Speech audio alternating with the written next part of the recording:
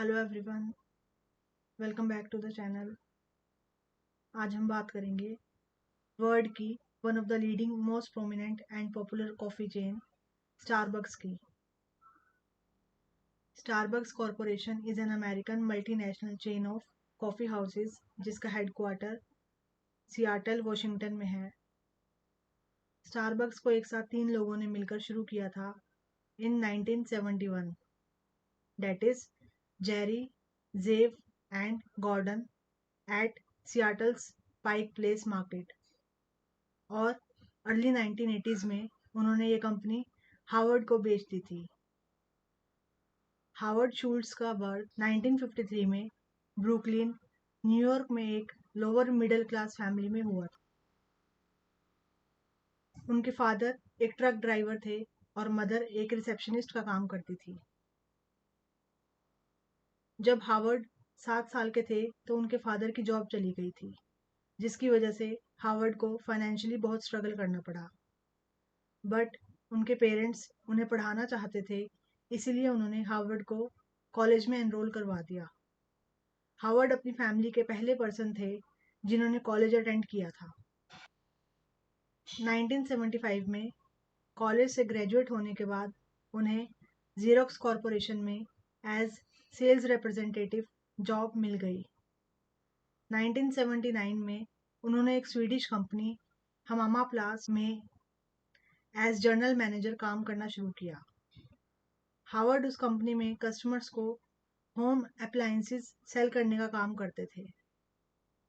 इन 1981 शूल्ट्स ने सियाटल में एक कॉफ़ी बीन शॉप को विजिट किया जिसका नाम था स्टारबक्स कॉफ़ी कंपनी, और ये कंपनी शूल्ट्स के उसी कस्टमर की थी जिसने एक साथ प्लास्टिक कॉर्न फिल्टर्स और लार्ज क्वांटिटी में काफ़ी सारी कॉफ़ी मशीन्स एक साथ बाय की थी। शूल्ट्स अपने उस कस्टमर की नॉलेज और आर्ट ऑफ कॉफ़ी मेकिंग को देखकर काफ़ी हैरान हुए। उन्होंने ऐसी कॉफ़ी पहले कभी टेस्ट नहीं की थी। और 1982 में शूल्ट्स को स्टारबक्स कंपनी में एज मार्केटिंग डायरेक्टर की पोस्ट ऑफर की गई। नेक्स्ट ईयर शूल्ट्स इटली घूमने गए, जहां उन्होंने नोटिस किया कि हर स्ट्रीट पर कॉफ़ी बार्स हैं जिसे एज मीटिंग प्लेस भी यूज़ किया जाता है। शूल्ट्स वहाँ से काफ़ी सारी लाटेज और कैपुचिनोज की रेसिपीज लेकर आए, जिसकी वजह से स्टारबक्स की काफ़ी सेल्स बढ़ गई। शूल्ट्स वहाँ से कॉन्सेप्ट ऑफ क्रिएटिंग कैफेज को भी लेकर आए फॉर सोशल मीटिंग्स। इन 1985 शूल्ट्स ने कॉफ़ी हाउस का एक नेटवर्क क्रिएट करने के कॉन्सेप्ट को स्टारबक्स के सीईओ के साथ शेयर किया, बट सीईओ ने उनके इस आइडिया को रिजेक्ट कर दिया और शूल्ट्स ने कंपनी से रिज़ाइन कर दिया और खुद की एक कॉफ़ी शॉप ओपन की जिसका नाम रखा गियोर नाले, डैट मीन्स द डेली। उनकी ये कॉफ़ी शॉप इंस्टेंटली सक्सेसफुल हुई। कुछ टाइम बाद शूल्ट्स ने देखा कि स्टारबक्स के ओनर अपनी कंपनी को सेल करने का प्लान कर रहे हैं और शूल्ट्स ने लोन लेकर स्टारबक्स को खरीद लिया। जब शूल्ट्स फिर से इटली गए तो इस बार वो ना सिर्फ फोटोज और मेन्यूज लेकर आए, बट इटालियन बरिस्तास कॉफ़ी बनाने की वीडियो टेप्स भी लेकर आए और उन्होंने अपने एम्प्लॉयज़ को ट्रेन किया बेटर कॉफ़ी बनाने के लिए। एक मेजर फैक्टर जो कि स्टारबक्स की सक्सेस के पीछे रहा, वो है कंपनी के अपने एम्प्लॉयज़ के साथ डील करने का तरीका।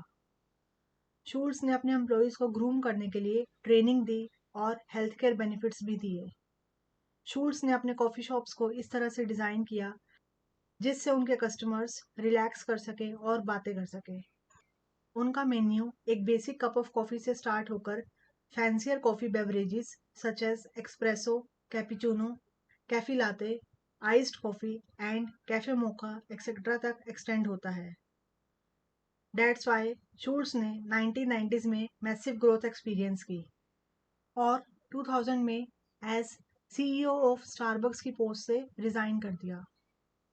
However, he regained his position in 2007 and partnered with French yogurt maker and introduced a new Greek yogurt to Starbucks menu. Schultz को Israel 50th Anniversary Tribute Award दिया गया for his exceptional work as an entrepreneur, and 2011 में Fortune magazine business person of the year का award भी दिया गया। Okay then, मिलते हैं नेक्स्ट वीडियो में, तब तक के लिए कीप लर्निंग।